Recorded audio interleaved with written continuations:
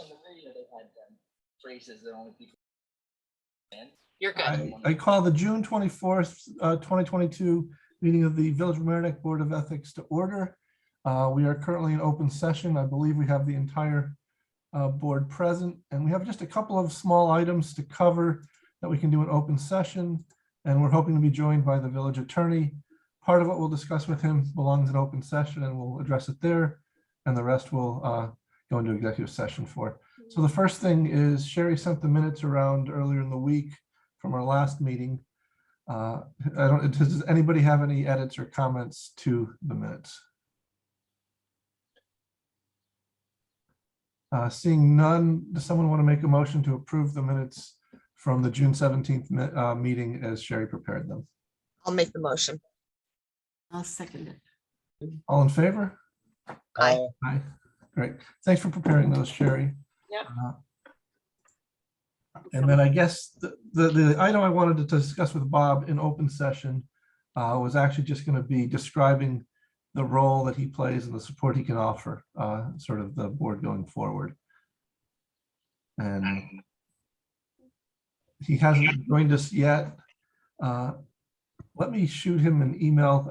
Does anybody else have anything that they would want to discuss while we're still in open session? A question, Yorm, and I don't know if you can answer this. We have to talk about an executive session. The list that you gave me last week of the disclosures that needed to be completed or corrected, Yes. one of the gentlemen has retired. So can we just let that go? Absolutely. If he's no Okay. longer in a position, I think there's no reason for him to fill out the Okay, perfect. Thank you.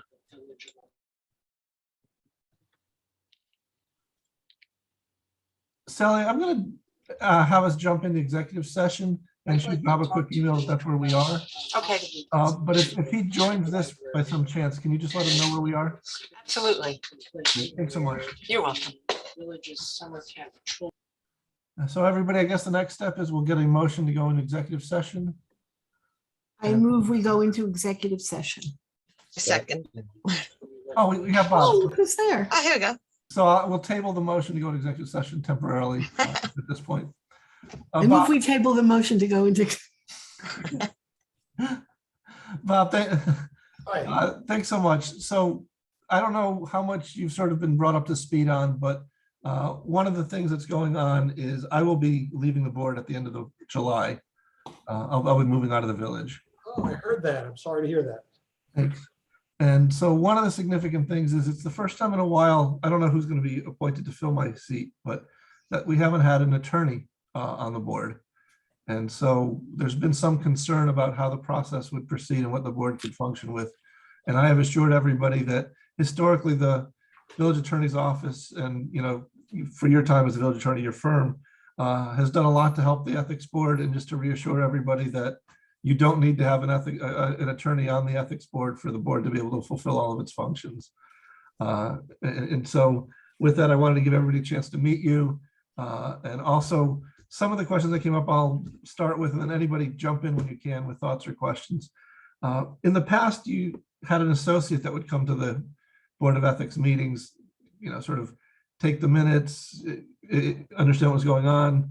To the extent they could answer questions, do it directly. To the extent they need to follow up with you, do so and report back. And also, in terms of the advisory opinions that were being drafted, the Board of Ethics could look for advice during the deliberation process. And then once a decision was made, actually that could be written up by your firm. And that way, again, make things easier. So I just wanted to go over that. And any other thoughts or suggestions you might have of ways that your firm would be helpful would be great. We're sensitive and aware that there are certain people in the village and so in certain positions that for whatever reason seem to not want your involvement on things, and that may create conflicts at points. And that'll be the first question I'll ask. If they do run into that type of potential conflict, how do you recommend the ethics board approach it? Should they reach out to you first, or what are the options? So first of all, let me say we're happy to provide whatever support you need. I think I've said in the past, but maybe the other members were not on the board when I said this, that the ethics board is unique in that it is the only board other than the Board of Trustees that can command the services of the village attorney's office. So we're sort of at your beck and call. And so we'll be there whenever you let us know and you want us to be. In terms of potential conflicts, if you think that there's a conflict, that's fine. My suggestion is you raise it with me, and then we'll talk about bringing it to the Board of Trustees, because ultimately they'll decide whether to hire you special counsel.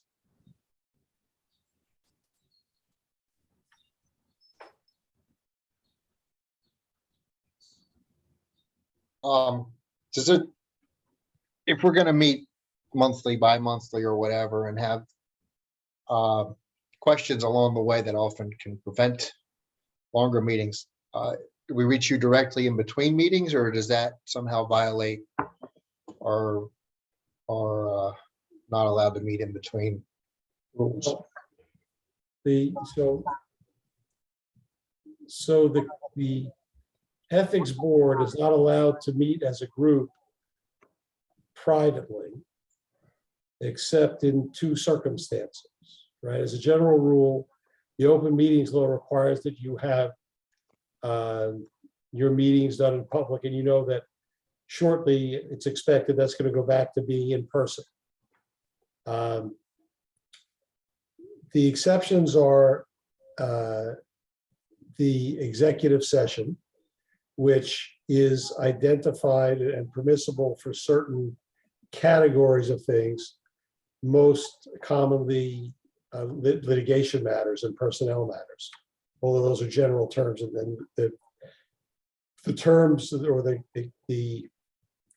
nature of the matters is much more specifically defined in the statute.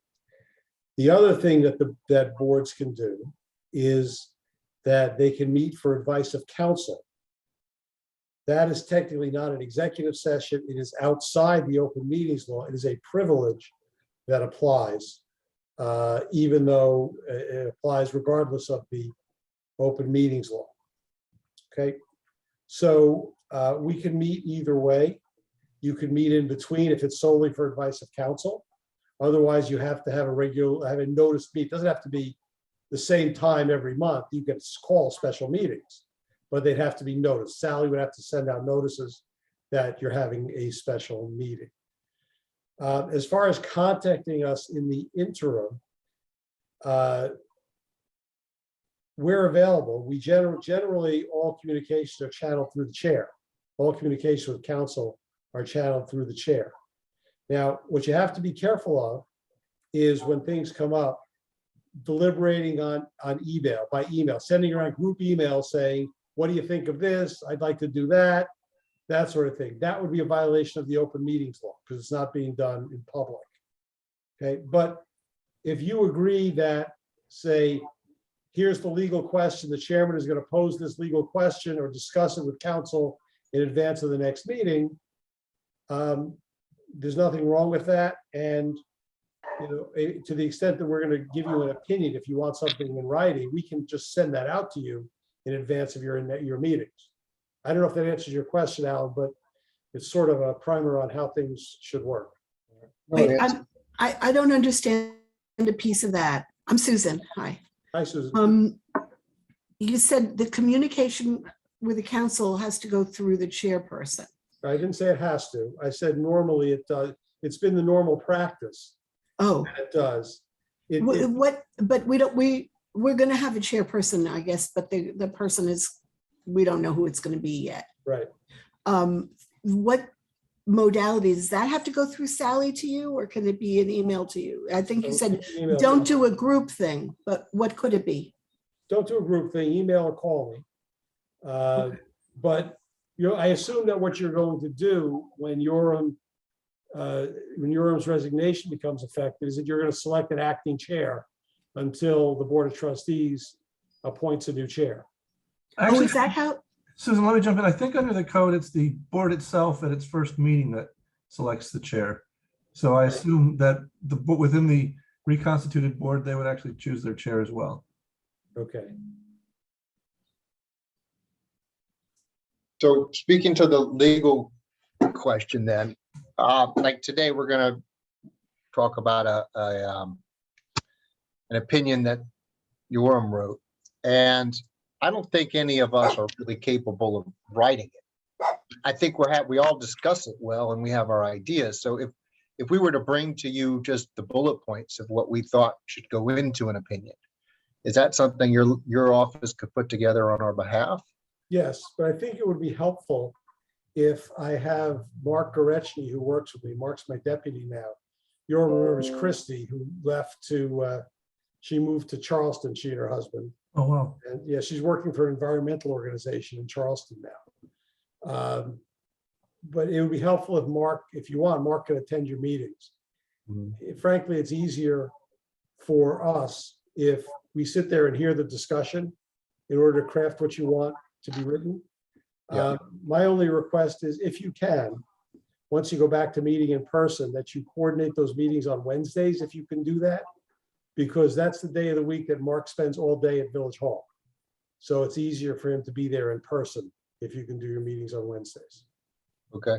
Does that have to be between 9 and 5? Yes, for Mark to be there. I mean, he does night meetings. If you're going to start doing night meetings, the ethics board hasn't been doing night meetings, but if that's going to be easier for you, we'll try to rearrange his schedule. It's a little different. Night's a little difficult for him because he has young children and childcare issues, but We don't know yet. We don't know. I think, Yeah. we're doing it ad hoc every week. All right. We've never Figure had it out. 2 meetings scheduled like, at a row, so we don't know. I have to turn something off. One side note to that, thinking about using Mark's time and your time, how does the village pay you? Are we spending the village's money carelessly, or are we is it like No, you're spending our time, hopefully not carelessly. But I don't mean carelessly, but are we paying, is the village paying you every time we call up? No, Or are we paying? you're covered by the retainer. Okay. Now, there's been a proposal to retain, at the Board of Trustees to hire separate counsel for the ethics board. That Okay. would be a separate cost to the village. And right now, even for the matters like the Goldstein matter, where we spent enormous amounts of time on it, that was covered by the retainer. Sherry, Anybody else? you're muted. Just, there you go. Can you spell Mark's last name for me, please? It's hard, but I can. Gorechny, Goreczny. Thank you.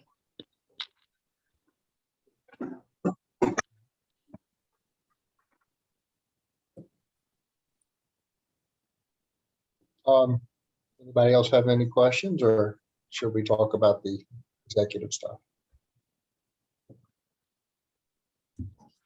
So I guess we've had a motion that's been seconded to go into executive session. All in favor?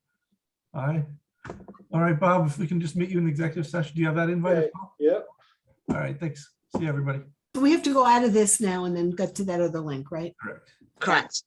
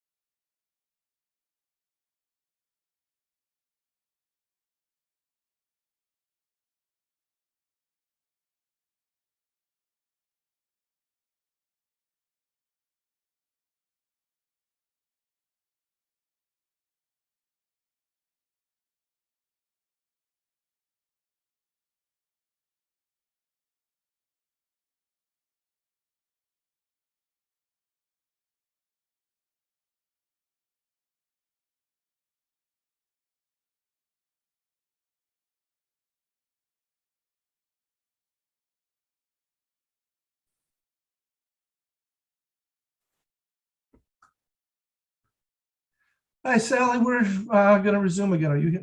Can you hear us?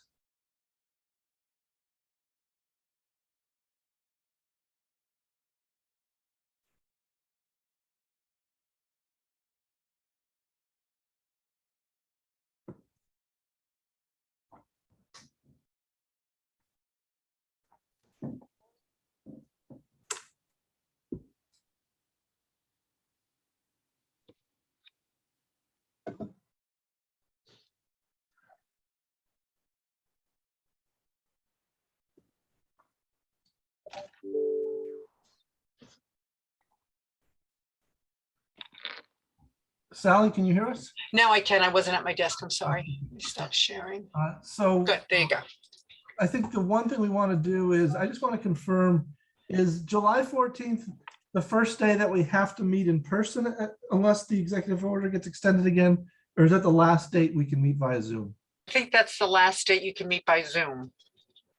Yes. That's a Thursday, by the way. The Wednesday is the day that the lawyer said his person was most available. Mark? He's here every Wednesday, all day. Yeah. Should we look at the 13th? That works for me. How is that day for everybody else? Yeah, I'm good for the 13th. I'm limited. I could do between 11:30 and 1. I'm free. Let's do Works for me. 11:30. 11:30? Yeah, Sally, so let's do 11:30 to 1. Plan on sending invites out to the 5 board members, plus might as well just send it out to Bob and Mark from Bob's office for both general and executive. But this is going to be Zoom, right? Yep. Yeah. But we know he's working on Village Matters that day, so that seems like a good time to mention. Yeah. So then we don't have to pay him extra. I don't think you do anyway, but Oh, really? yeah, it's on the retainer. It's covered under the retainer. Right. But I mean, outside the retainer, we won't have to pay him. So can we also, is this the time to ask Sally about the, No. Oh, yeah, sorry, Susan. Yes, I apologize. I thought you were gonna go somewhere else, so, but yeah. Yeah, that's for later. Sally, well, go ahead, then you know what to say, not me. sorry, Susan. Sally, do we have a system in place yet for maintaining the Board of Ethics records that get sent to you that keeps it confidential? I know we talked at one time about doing it electronically, but maybe is there a way we can just leave with the clerk's office a folder that's just accessible by Board of Ethics members? A paper folder? Yeah. I don't see why not. I mean, do you want it locked somewhere? Just in some way, because we're dealing with documents that are only supposed to be seen by the Board of Ethics and on occasion, someone from your office or the village attorney.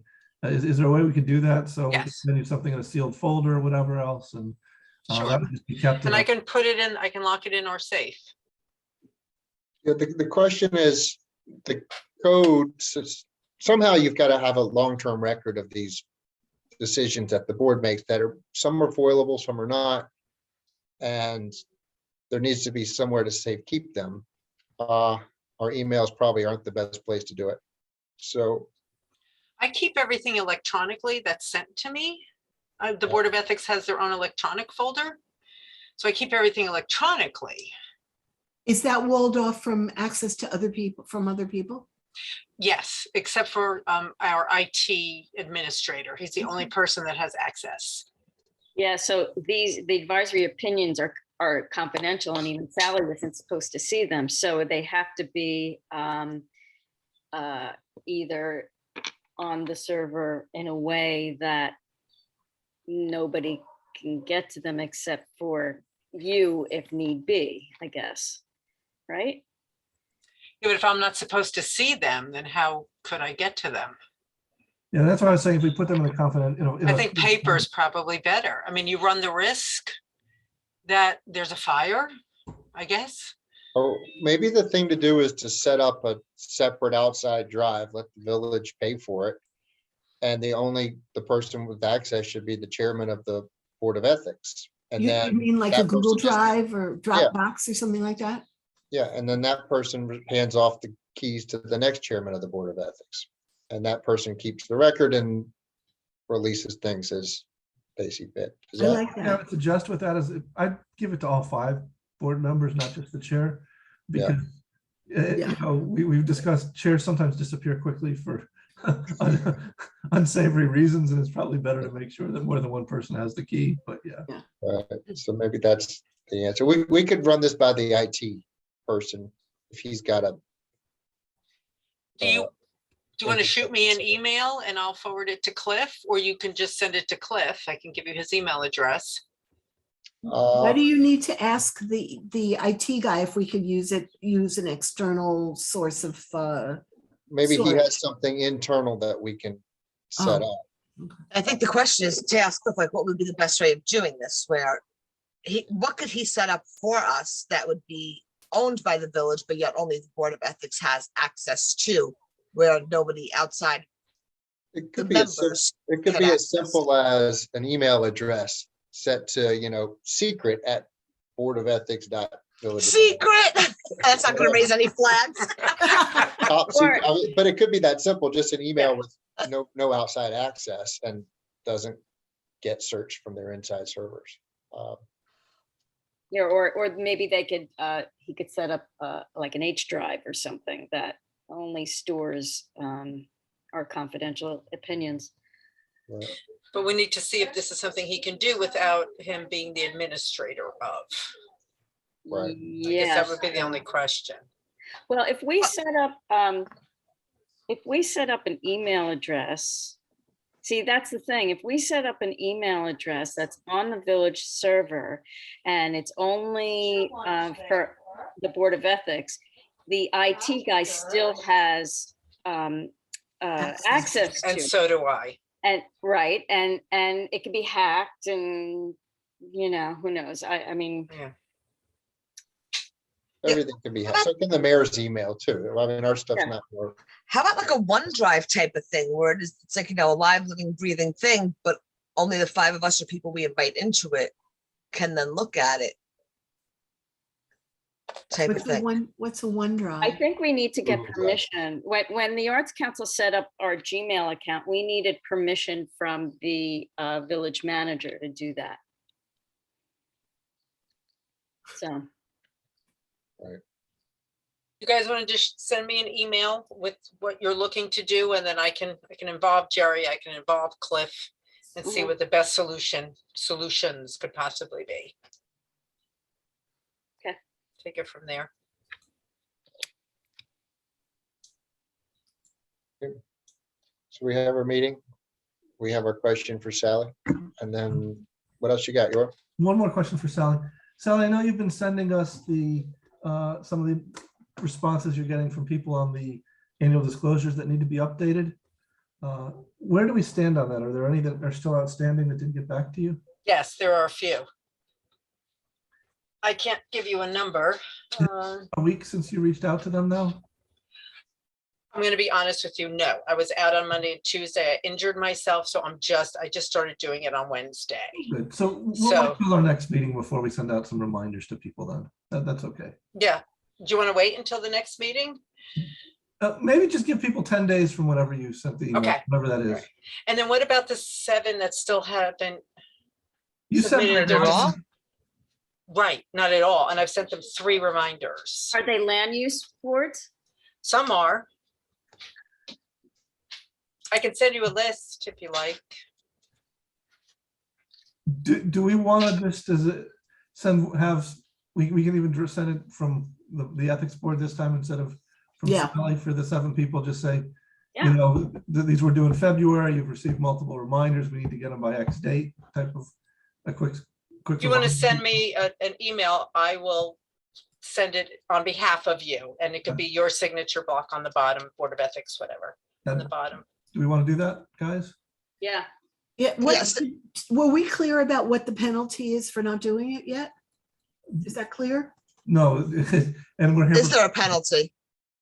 I thought it was that they were kicked off the board. That's what I thought too, but That's what's been proposed, but that's not the current code that we're operating under. Can we send a letter that says something like, in the next code, you will be kicked off when the next code becomes, If they agree to it. So there's really no penalty now? There's nothing we could do about it? Not really. So is it even worth spinning our wheels for? People always do it. I think that there's a value to having those annual disclosures.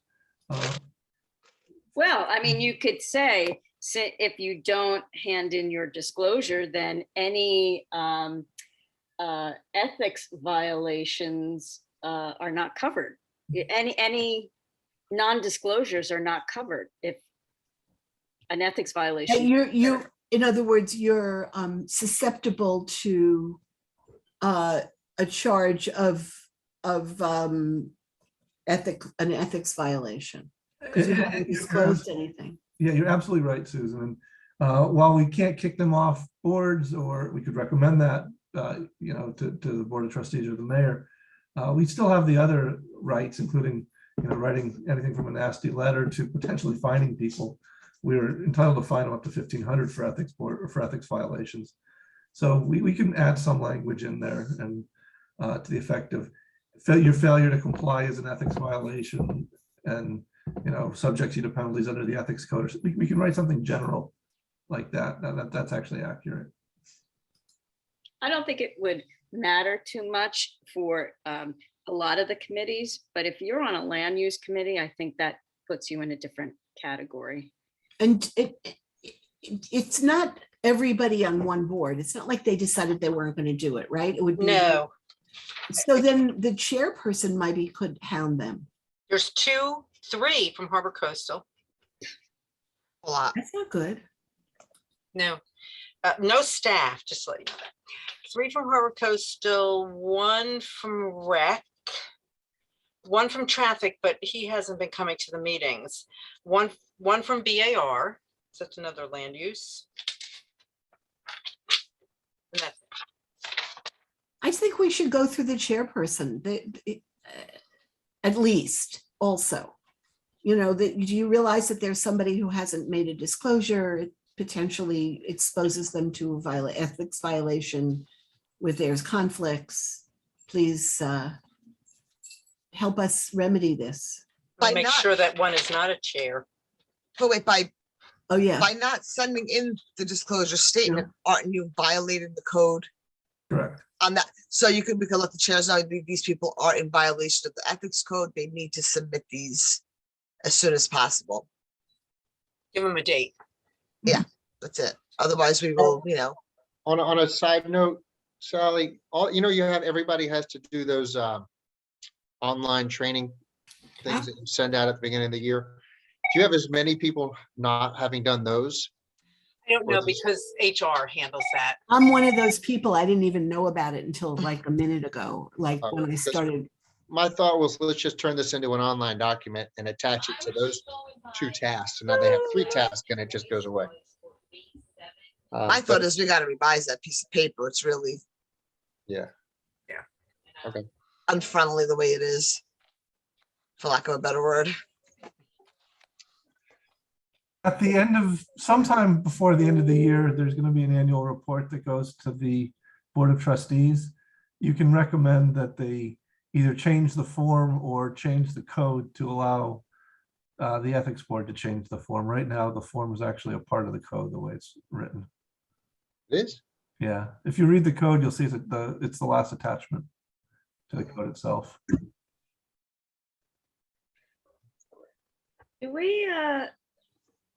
Do we know whatever happened with the ad hoc committee's recommendations? I know we talked about this. I can't remember. Sally's the best person to ask, so you have someone perfect. on Board that. did review them, but then nothing happened after that.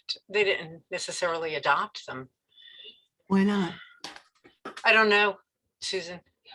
Yes, I think other business got in the way. I hope that would be the reason. It's not like they disagree about something like that. And I think they just have a very lengthy agenda.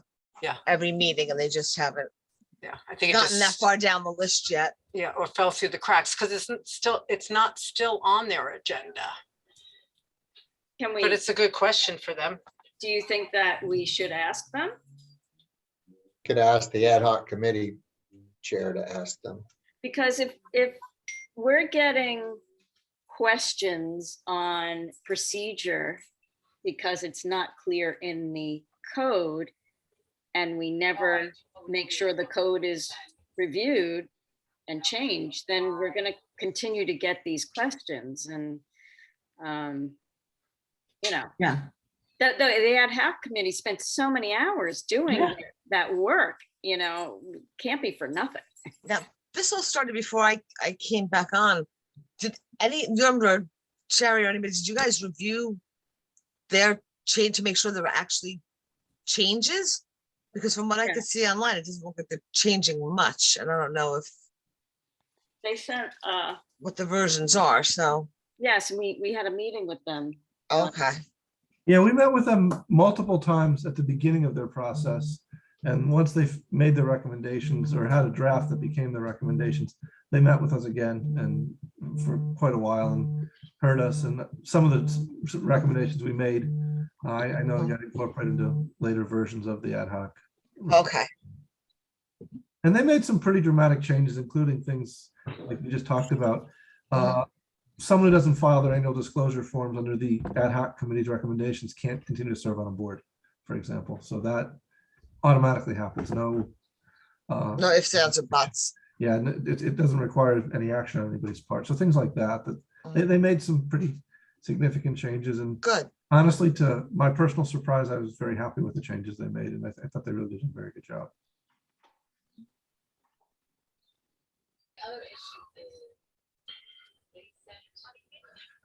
So guys, we have our meeting for the 13th.